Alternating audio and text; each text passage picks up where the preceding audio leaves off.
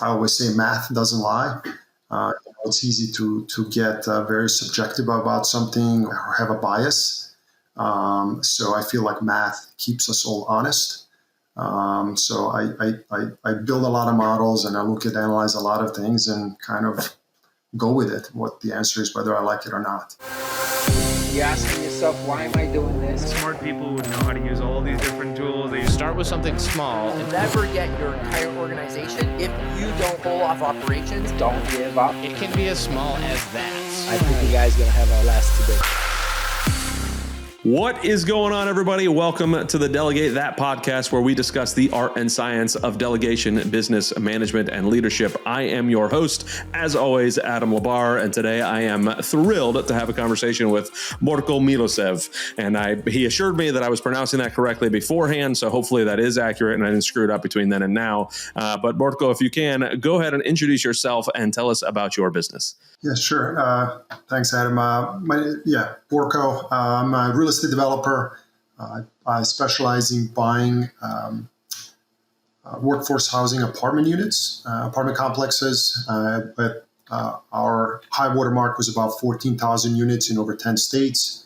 Currently, we own and operate about 4,000 units in 2 states.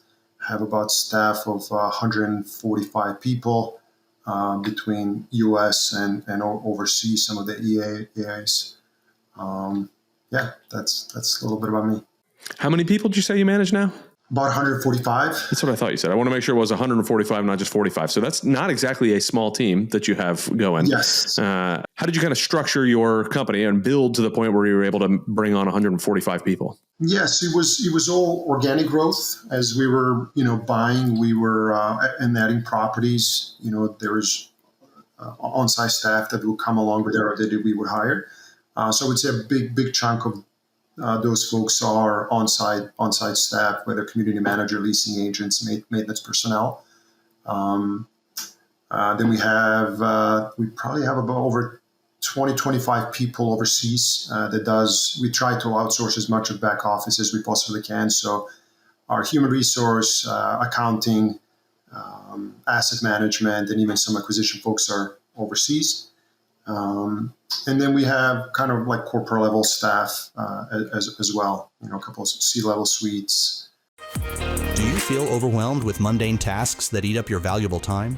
It's time to reclaim your schedule and focus on what truly matters. Get your time back with elite remote talent without the time zone hassle. Delegate $10 an hour tasks to focus on your $1,000 an hour tasks. Schedule your free strategy call at wisevas.io. Now, you mentioned having at one point 14,000 units and now 4,000 units. How did you kind of scale to 14,000? What made you decide that you're going to chase that large of a number to have under management?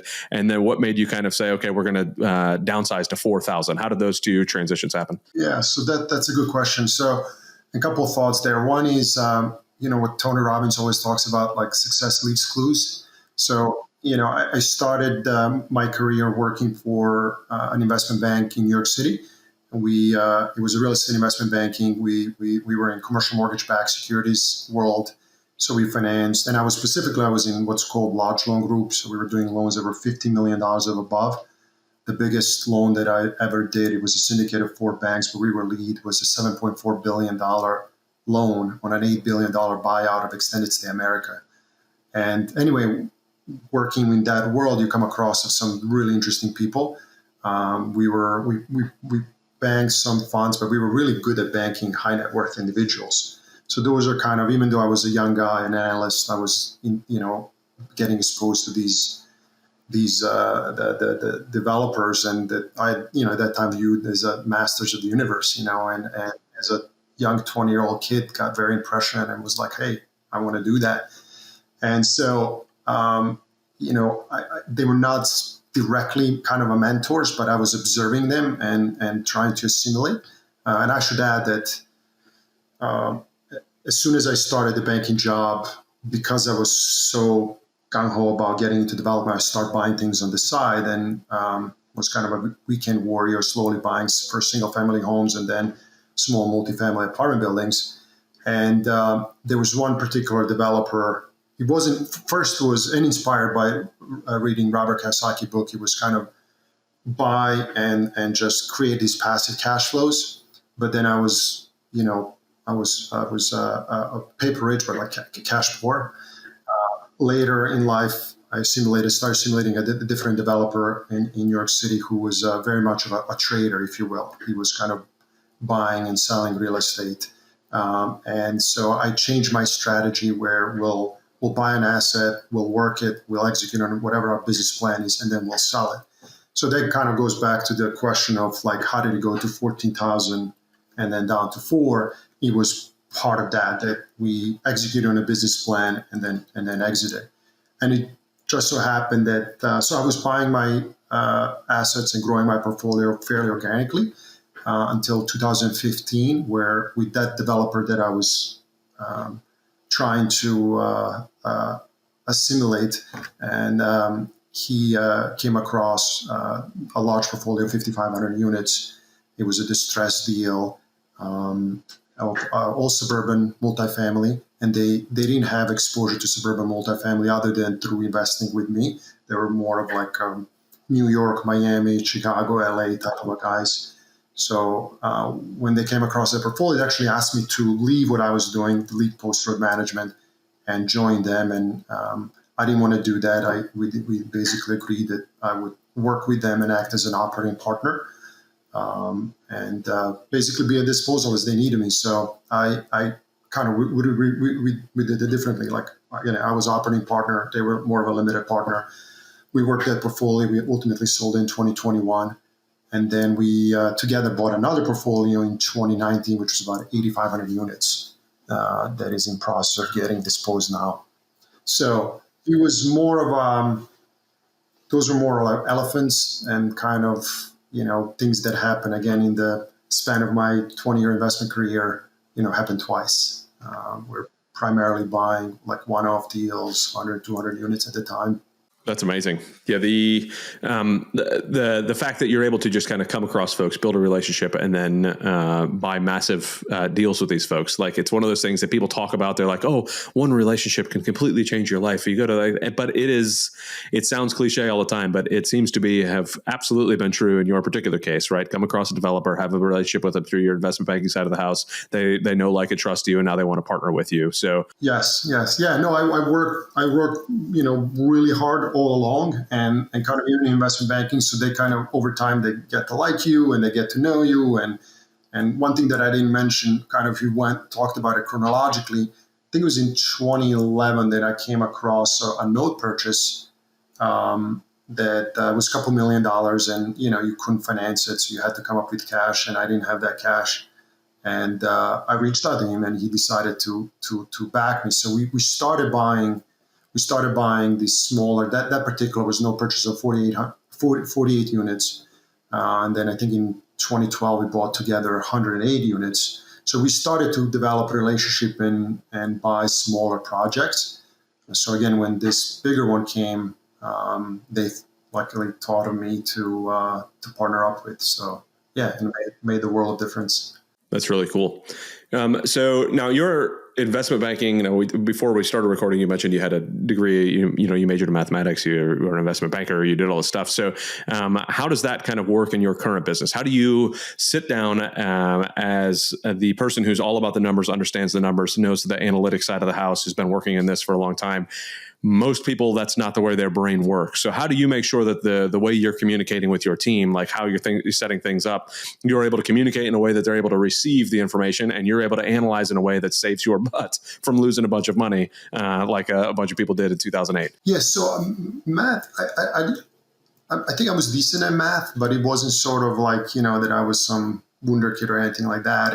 What got me into math is I went to a smaller liberal arts college, now a university.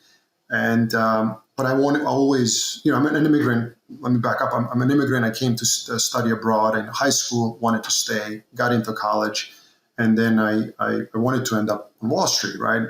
And so I remember talking to some of this older kids at college. They were like, "You're never going to get, to Wall Street." They're like, "Only hire Ivy League guys, blah, blah, blah." And I remember getting so mad.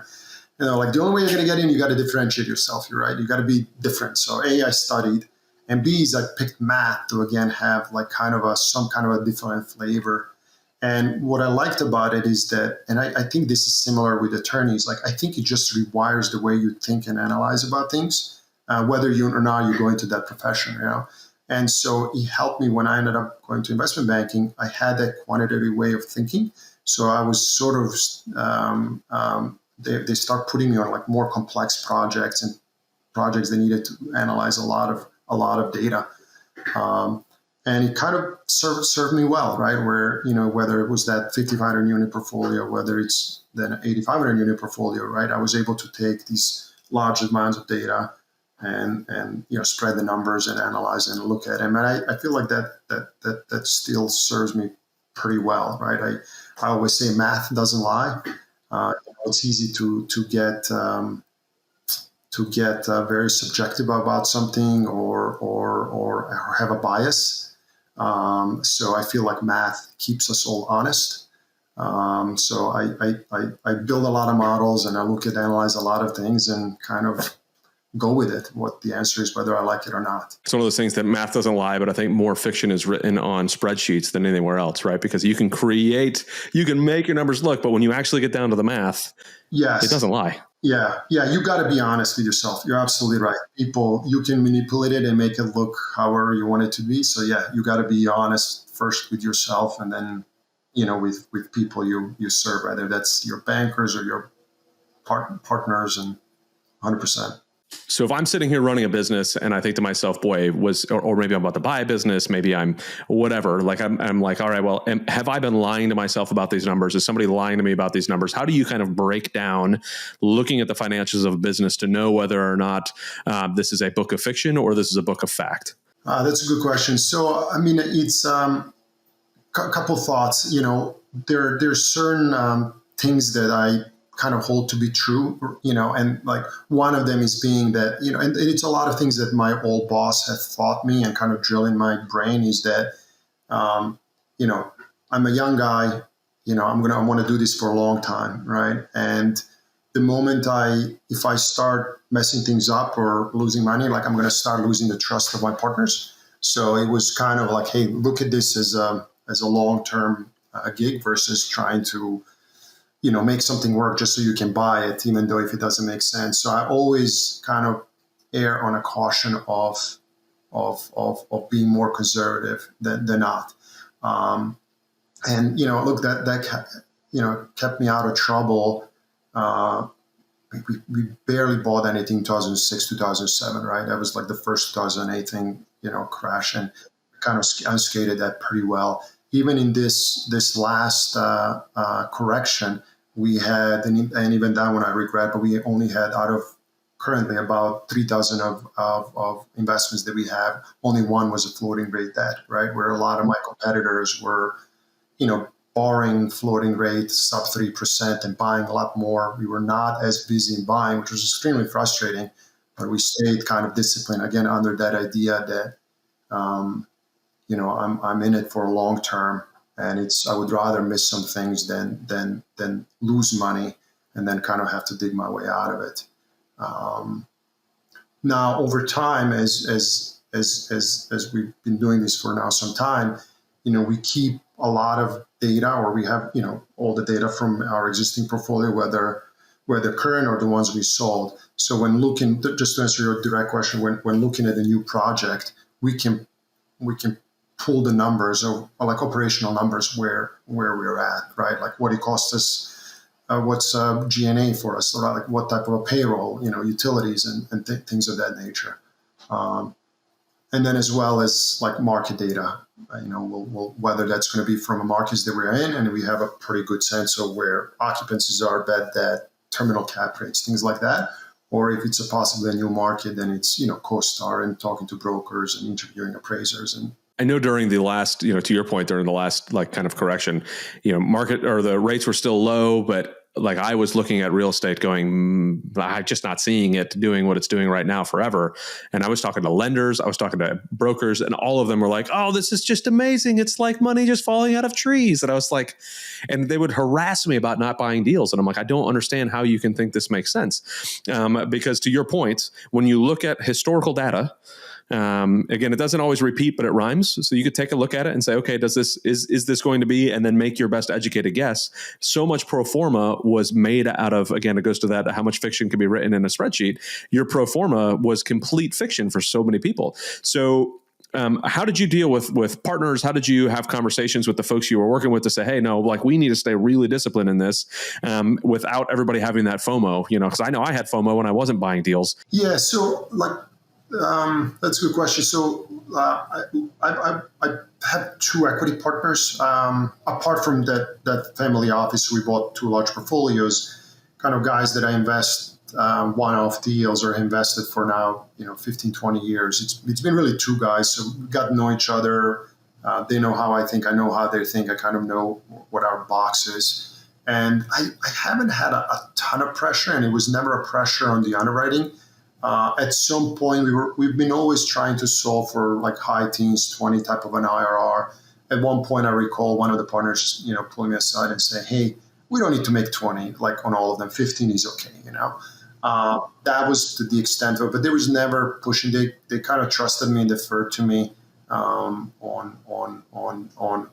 everything I'm doing. I don't know if it's because they're real estate guys themselves in different parts of it. They don't necessarily have a suburban multifamily strategy. They were doing different things and had exposure to different aspects of real estate. So maybe that was also the reason why I wasn't pushed. But yeah, I never felt the pressure. And like Adam, like as we were looking at things, and even now, like people are underwriting terminal cap rates that are, in line or less with the presumption that the rates are going to drop, right? And I just don't know how that is true, right? Likely, like if I had to make a decision and put an odds, but I wouldn't like make a bet on it, a 5-year bet on it, or a 7 or 10-year bet on it, right? Like my old boss also always tells me, like, if we're going to take, if it's a rate bet, like you don't need to be in real estate, right? You can buy treasuries and take the rate bets without the exposure to real estate. And so even to this day, you can say, yes, in this last correction, there was some test to the terminal cap rates, seeing, rates went up, cap rates went up, and it kind of tested a lot of people's models, whatever they were underwriting as terminal cap rates. But we are, so, and as people expect the rates are going to come down, and presumably cap rates are going to come down. But again, nobody has a crystal ball. Nobody can say how the tariffs are going to impact this long term. And what additional stress are going to be to the economy. So we are kind of, when we're looking at things, we're putting we are budgeting for additional stress that could happen. And then if it works under those scenarios, it's kind of that hell yeah. And if it doesn't, that's okay. Yeah, there's the best case, worst case, most likely case scenarios. So you kind of build out and say, okay, what do these look like? And then, focus on the most likely, but what happens in that worst case, what happens in that best case, and then kind of go from there. You have 3 different models to look at. So yeah. And I will also add, like, it's one of those, like, I think it is the number rule by Buffett, right? Don't lose money, right? Uh-huh. So, rule number one. Yep. Yeah, rule number one of Buffett, don't lose money.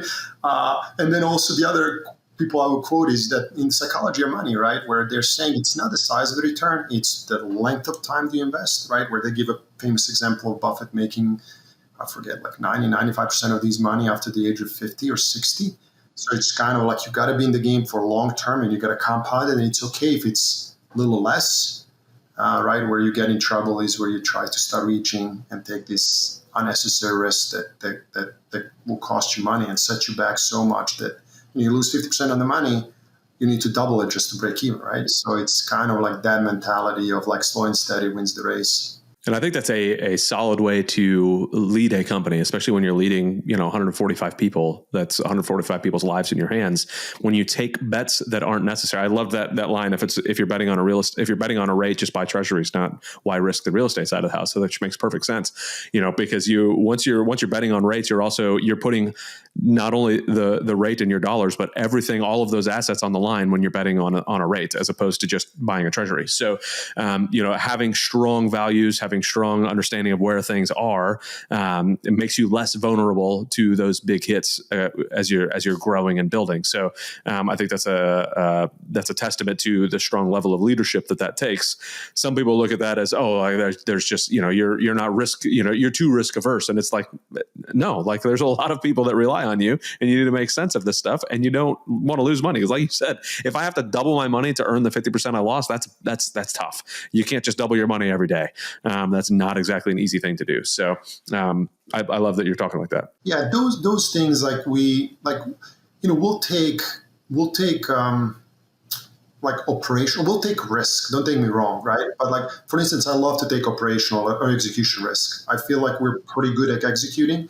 So like, we've taken projects where, people look at it and scratch their head being like, man, like I remember buying a building in downtown Eastern Pennsylvania and taking the banker out, and it was like the half of the back of the building was missing. And they were like, what are you doing, right?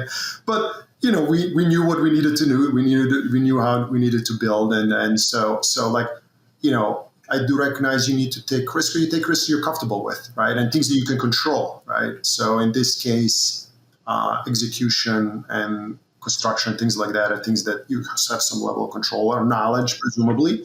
Whereas, to your point, like, I don't know, and that's why like the places we buy are not sexy.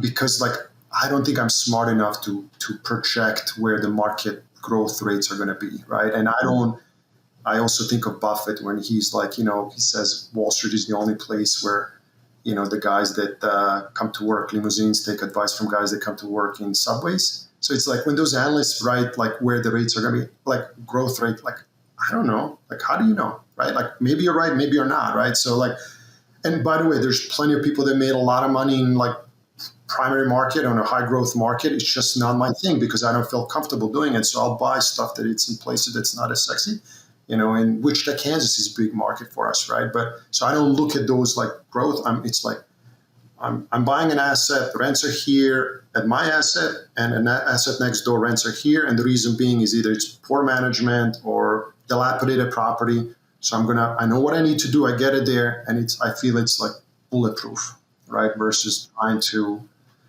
time it, trying to make certain projections that, again, may or may not materialize. I love the breakdown of the operational executional risk, because that's one of those things, again, as you were saying, first thing that pops in my mind is those are the things that your level of drive can change, right?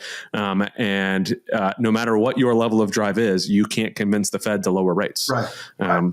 Or the rents are going to grow 5% in year three, year over year, no less. Like, like my expenses are only going to go up 2%, but all of my income is going to go up 6%. Okay, yeah, sure. You could say that on the spreadsheet if you want, but like, it's not. That doesn't mean it's reality. So, I love it. Like, so as you're running a business, everybody listening, as you're running a business, make sure that the risks that you're taking are risks that you yourself can make an impact on, right? If it's a risk that you yourself can't make an impact on, maybe you shouldn't be making that risk, right? Floating rates, for example, it's hammered me on a floating rate on one of our deals. And it's like, nobody expected it to go from 4% to 10%, but guess what it did? It went from 4% to 10%. So here we are, and that was a risk that we bet on somebody else's control. So, I love that thought process. What are some of the other economical things that the mathematical ideas that you have as you're kind of running business, as you're building things out? Maybe when it comes to like, do you have any? We did no prep on this, so I may be just setting you up for failure here. But do you discuss or think about like, okay, well, how much revenue do I need to have per person inside of my company, or how do you kind of analyze the internals of your company, not just the properties, but hey, I need to manage all of these people and the business of my people, not just the business of each one of those properties? Yeah, so that's a really good question, and something that I've started to focus more since the slowdown has occurred. So I bought a first piece of real estate in 2003. We formalized post-road management, I think, in 2011. And since then, it's kind of been like go, right? And I used to joke that we were like a 10-year startup, right? Never really thinking about the systems and the people and all of that, right? It was just like you were buying real estate, you were buying, selling. We were fairly active. And then actually the reason why I'm going to Go Abundance, it was one of the Go Bros. We met and he took me to the events and he brought up the EOS and how much it had helped him. And, things have slowed down on the acquisition side. I'm like, it's a perfect opportunity for me to start focusing on that business. So we've implemented a EOS about a year and a half ago and are starting to focus on that side of the equation, if you will.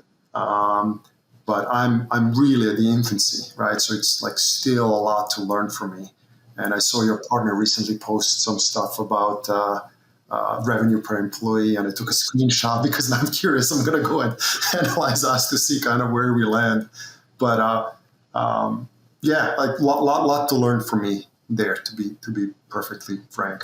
Yeah, well, I think somebody with an analytical brain should be able to. I think you'll be well equipped to be able to knock that out of the park and kind of analyze where you're at. Because as people start to grow, especially when you look at real estate, like it's one thing to run a business and you kind of look at it as a business. But what people don't think about in the real estate world, or at least in my experience, it doesn't seem as much, is they're just kind of bolting on more and more properties. Well, as you bolt on more and more properties, you have to build an internal team. And that internal team becomes its own business. Like you have to run this business as well as all of those businesses. We used to, we've operated really as a business that supports the main business of investing, buying real estate, ever since joining Go Abundance. And, started thinking about, again, business, we didn't do any third-party management, nor did we diversify. We'll do a property management, do a project management because we manage a lot of construction for ourselves, most of it. And but starting to think that business in itself could grow and has some value on its own. And so that's the next phase for us to kind of diversify in terms of revenue, client base, and then the revenue sources. So we plan to work on it more for years to come. I love it. Yeah, because that expansion, I think so. But one thing you were starting to and there are a couple of things, but they started as intuitive thoughts, and then I actually put them on paper and share with some Go Bros. But for instance, one thought that I think would be valuable and people can analyze on their sense, yes, there is, and I guess it all depends at the end of the day what you want to do, when you grow up, or where you are kind of in your life. Initially, it was I just wanted financial independence, right? I wanted to have enough money where I don't have to work, right? It was that Robert Kiyosaki thing. And then eventually kind of you take care of that. And now it's really growing my capital base. And if your objective is to grow your net worth and grow your capital base, and at the same time have a liquidity, I challenge everybody to think that they might be better off buying an asset, executing a business plan, and exiting. And even if it means paying taxes on it, which I know that people hate to do, and buying into another asset. And we build a very rudimentary model that kind of analyzes that and shows the scenarios. And so I would, and again, happy to share that, or for people to kind of analyze on their own. Because my thinking is, most of your growth in the asset happens during, you buy it, you execute that business plan. After that, once you got into the market, you're sort of getting the market level returns, right? But the argument that I have is that if you have an opportunity to redeploy it into another asset where you can kind of have a fairly fast growth rate during the kind of execution of that business plan, that you should do that, right? You should sell it, again, redeploy into money, something that's going to have a really growth, I think, in terms of IRR during those initial phases, right? Where you're pushing the rental rates because you're renovating apartments or stabilizing, a distressed asset, things like that. And I would also caution people, I don't like everybody else, I don't necessarily like paying taxes if I don't have to. At the same time, if your objective is to grow capital and you can find perfect. You can't find another kind of value add high growth investment. The deal. Sometimes it's okay to pay taxes and then reinvest that money. Again, it's not. I'm not absolutist when it comes to like 1031s. I'll do them if it lines up, and if it doesn't. Yeah, don't let the tax tail wag the dog, right? Because man, oh man, that can end up hurting you in the long run, because there is a lot of opportunity cost there. But the way that I've often thought about it is semi in line with what you're saying. But when I execute the business plan, I'd prefer, and I'd love to hear your thoughts on it, is to refinance at that point, and then just pull that cash out and do it again. But the downfall about the refinance side of the house, you don't usually get as much capital to then put into somewhere. So how do you, when you're looking at your models, I know you said it's a rudimentary model, but have you been able to compare what it would look like as a refinance pulling less cash out versus a sale pulling more cash out, and how that affects the ramp on the returns? Right. So yeah, most of the people look at the model, I buy it through a point of sale or whatever it is. But then you could look at it like, what we'll do is, if you're selling it, how does it look for the next guy, for the buyer? And so, for instance, we have, let's pick a number, because I think in terms of IRR. And so like I'll say, well, and pick a number, if it's 15%, and if I'm selling an asset at 15% or higher to the new buyer, if I was underwriting as a new buyer, my always argument, well, why am I selling? Right? Because that's where I want to buy. And the other thing that old boss taught me was, if you're a buyer, then, you shouldn't be selling, right? If I'm buying at a number, I shouldn't sell, or if I'm a seller at a number, right? So like, conversely, if the returns to the new buyer are sub 15%, and again, I just picked the number, whatever the target number is. Whatever your target is. And if somebody's willing to pay more than you think it's worth, right, you should sell. But then, like you can then from there build a scenario. It's like, well, how much do I get? How much do I get through refi, right? And then what's the implied equity that's left in return on that equity? And so look at those numbers. Or, okay, I sell it. And again, where am I selling it? If it's a number that I would buy it, I'm generally not a seller. But if somebody will pay me, again, pick a number, 10% IRR, and I don't think it's just worth that way, or they know something I don't, or good luck, right? But what I've also learned, Adam, is like, I generally have more liquidity, which, in itself is, it's a good defensively, but also I feel it's a good offensively, right? Because opportunities at times pop up that, when they're great, you want to jump on them. And so, yeah, and there are even if you end up paying tax on that transactions, there are other ways then to minimize, especially now with the passing of the new tax law, right? Like bonus depreciations and things of that nature. You can offset a lot of that income. There are a couple of things there that I really want to hammer home that you just said. I love the thought process. If I'm selling this at a cap rate or at an IRR that is my target already, then why the heck am I selling it, right? Just keep it for a little longer. I would also say it's like a devil right? Like, yeah. Not only is it at a level, but now this asset, then presumably you'll like it, right? Like it's going well. So it's like devil versus new asset, devil you don't know. What are you going to uncover? Are there any landmines that you just fortunately, missed during DD? For sure. And it's one of those things that, again, it goes to what is you, the listener, if you're hearing this, like what is your goal on real estate or business, right? Because that's going to change everything. I don't tend to look at IRR as much anymore because I want to hold things long-term. If you hold things long-term, IRR almost always looks terrible, right? Because it's a long term that you're holding it. So your IRR tends to not look all that great. So I'll look at an IRR to the refinance. And then after that, I don't care what the IRR is. So, if your goal is constant turnover of that thing, making sure that you're always hitting the IRR, then you're going to have a different business plan than somebody else. So yeah, that's a very good point. It's as you said, like there's constant activity. It's so much more labor intensive. Yes. So it kind of comes at a cost, but it's like, yeah, it's a trade-off. This is my kind of conversation, talking numbers and growing all the stuff. I love it. So I'm hoping that everybody else listening is enjoying that portion of it as well. And it's one of those that's, I tell people all the time, I don't care if whether it's business and real estate, whatever it is, you don't have to be the person who knows the numbers, but you darn well better have somebody that knows the numbers, right? You should have a general understanding if you're in on the deal, what the numbers are, but that doesn't mean you have to be the numbers expert. So bring somebody in like a Borko that knows numbers, that understands what it is, that can help you understand these small tweaks are what what's going to kill you, or these small tweaks are what's going to make a massive difference in your world.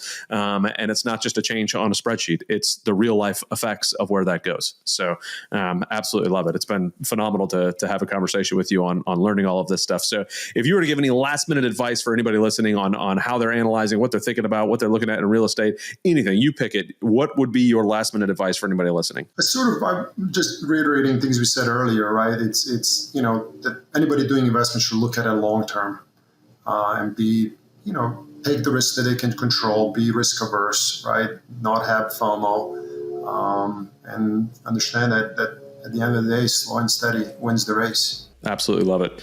Well, Borko, it was awesome to get to chat with you a little bit, learn a little bit about what you do. I love the way your brain works on this. It was much appreciated. Everybody listening, if you enjoyed it, like I enjoyed it, at least share it with everybody you can. Let everybody know kind of what they can get out of this. Comment below. Let us know what the best part about it was. And if you want to reach out to Borko, what is the best way for folks to be able to do that? Social media, certainly, or email borko@postroadmgmt.com. So it's BOSTROADMGMT.com, and it's BORKO. Very good. So Borko@postroadmgmt.com or LinkedIn, I think you said, right? So any of the social stuff. So, well, Borko, it was awesome to get to chat with you. Everybody listening, I really hope you enjoyed it as much as I did with my 3 pages of notes that I've got going on over here. But thank you, everybody, for listening. Thank you again, Borko, for jumping on, and we will see everybody on the next show. Thanks for having me.